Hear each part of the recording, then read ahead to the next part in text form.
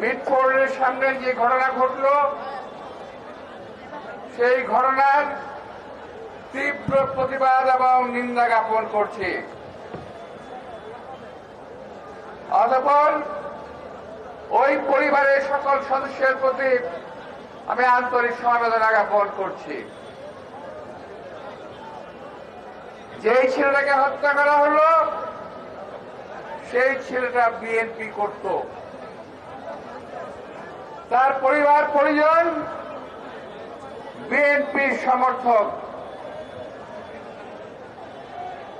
একটা ঘটনা ঘটেছে, নিঃসন্দেহে মর্মান্তিক।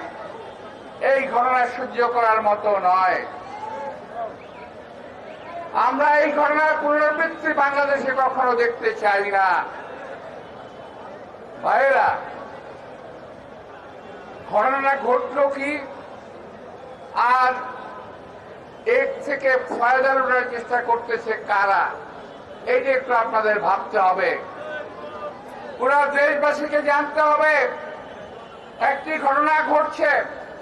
আমার সামনের ক্যামেরাম্যান ভাইরা আছে, আমার ছবি তুলছে, আপনাদের ছবি উঠছে, ক্যামেরা ধরে রেখেছে এদিকে। এই ঘটনাটি যখন ঘটলো, ঠিক একইভাবে একজন ক্যামেরাম্যান এই ঘটনাটির ছবি তুলেছে। কোনো নড়াচড়া নাই, কোনো কাঁপুনি নাই। খেয়াল করে দেখবেন, ভিডিওটি একেবারে মনে হয় তৈরি করা একটা ভিডিও। অর্থাৎ এই ঘটনাটি ঘটবে, ভিডিও করবে, যেই পেশের সামনে তুলে ধরবে, জাতির সামনে বিএনপিকে মাথা নত করতে বাধ্য করবে, এমন চিন্তাধারা করেছিল।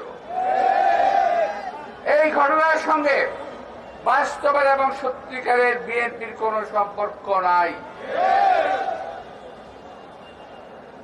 আমার কাছে একটা ছবি আছে, আমি দেখাতে পারবো না এই মুহূর্তে। যিনি ধরা পড়েছে, মাহিন নাকি মিহি একটা ছেলে, এই ছেলের সঙ্গে এনসিপি নেতৃবৃন্দের ছবি আছে। আমি দেখাতে পারি, আমি চ্যালেঞ্জ করে বলতে পারি, এই ছেলের সঙ্গে ছবি আছে ওদের সঙ্গে, যে ছেলে ধরা পড়েছে। বিএনপির উপরে দায় চাপিয়ে দেওয়ার চেষ্টা করছেন।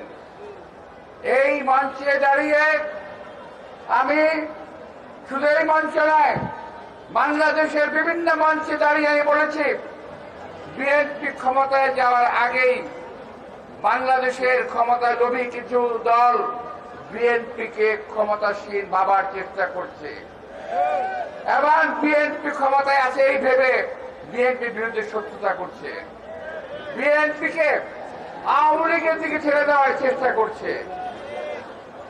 বিএনপি একটি জনপ্রিয় দল।